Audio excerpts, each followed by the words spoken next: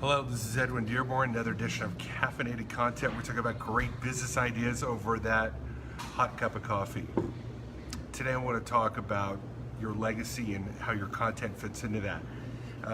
This last week I've been working with 3 individuals, one on the East Coast, 2 on the West Coast, about creating video content for their brand. And all 3 are struggling to create the content, even though we've got the storyboards, we've got the theme, we've got the audience, the subject matter, we've got it all dialed in, it's in writing, we know who to talk to, how to talk, what to answer, and they struggle with the idea that they're going to be on this video and someone's going to see them and then someone's going to judge them in an incorrect way or look at them in a bad light. So your content is your legacy. So yes, you want to think about your content, whether that be a video, your podcast, you want to put some forethought into the strategy, into the theme, as if you were creating a show. And one of the things that I recommend, that's been recommended by many experts, is don't think like a marketer, think like a publisher. So instead of thinking of your website as some marketing tool, why don't you think of your website as your own media company?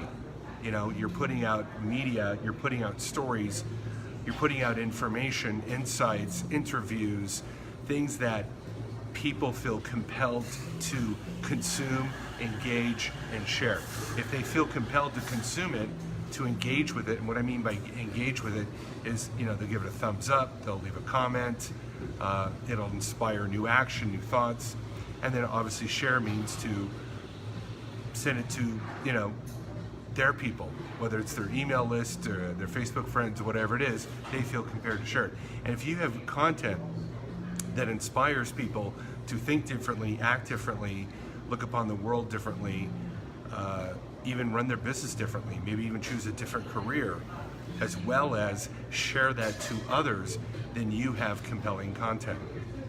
And that compelling content is really what's going to leave your legacy. So you have to think about it, but you can't overthink about it to the point where it's paralysis by analysis.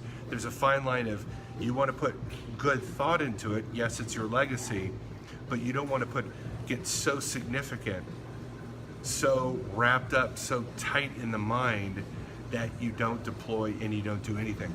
Because really what's going to help you evolve your content is by creating content and then reviewing it yourself. I think we're probably our own greatest critic, and that can be good and bad. There's nothing wrong with critiquing your own work. I think obviously you can go overboard and become too self-critical to the point where you're harming yourself, you're harming your mental state, right? Your mindset.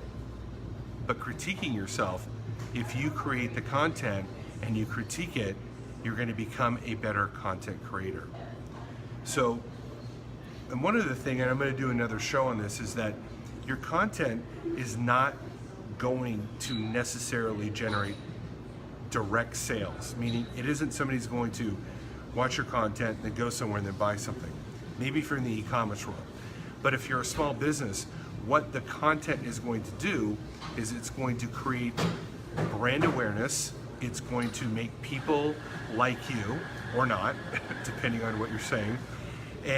But it will definitely build an audience of followers. And those followers will begin to know who you are, what you're about, what you represent, what is your ethos, what is your philosophy, what are you trying to accomplish in the world, what is your purpose, what are your goals, what are your programs, what are your plans.